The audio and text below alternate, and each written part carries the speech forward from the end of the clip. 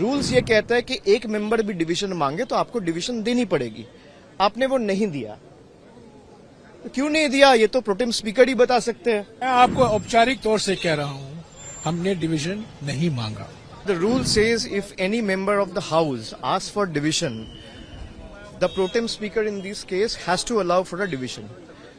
You can clearly see and hear from the footages of Lok Sabha that several members of the opposition camp has sought a division and asked for a division to put the motion to vote. And the motion was adopted without putting the motion to vote. This is a clear testament to the fact that the ruling dispensation here in the case is the BJP, doesn't have the numbers. This government is running without the numbers. It's illegal, immoral, unethical and unconstitutional.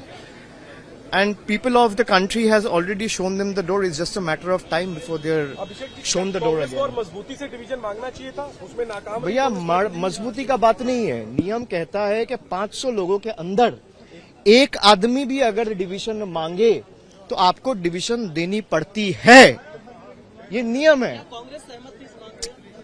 भाई कांग्रेस से भी मांगे, बहुत सारे political parties है, बहुत सारे political party से मांगेंगे।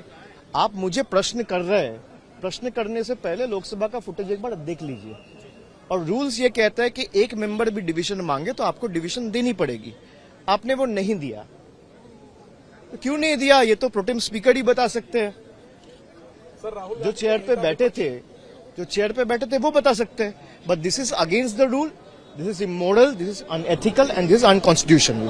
सर, हमने कहा कि हम डिवीजन मांग कर सकते थे, पर हमने नहीं किया क्योंकि हम चाहते थे कि एक आम सहमति बने, एक माहौल बने। राहुल जी का भाषण भी अगर आप सुनेंगे, वही तो इसी भावना के साथ उन्होंने अपना भाषण दिया कि हम आपको सहयोग करेंगे, हमारी आवाज को आप मौका दीजिए, हमारी आवाज को मत दबाइए, हम भी चुनकर आए हैं, हमें भी जनादेश मिला है।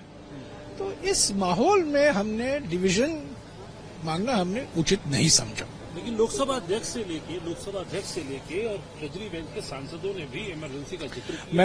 यहाँ बाहर प्रोटेस्ट हुआ और अंदर तो लोकसभा अध्यक्ष ने माननीय स्पीकर ने जो कहा है उस पर मैं कुछ टिप्पणी नहीं करूंगा, वो उचित भी नहीं है, तो उस पर मैं कुछ नहीं कहूंगा।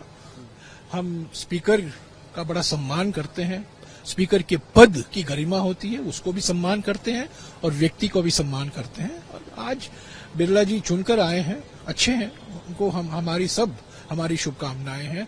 मैं उन्होंने जो कहा है उन पर मैं कुछ नहीं कहूंगा।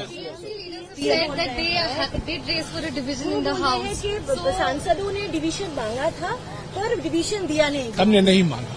आप लोगों ने, मैं आपको औपचारिक तौर से कह रहा हूं, हमने डिवीजन नहीं मांगा। हमने उचित समझा कि पहले दिन एक आम सहमति बने, एक आम सहमति का माहौल बने, एक रचनात्मक कदम था हमारा।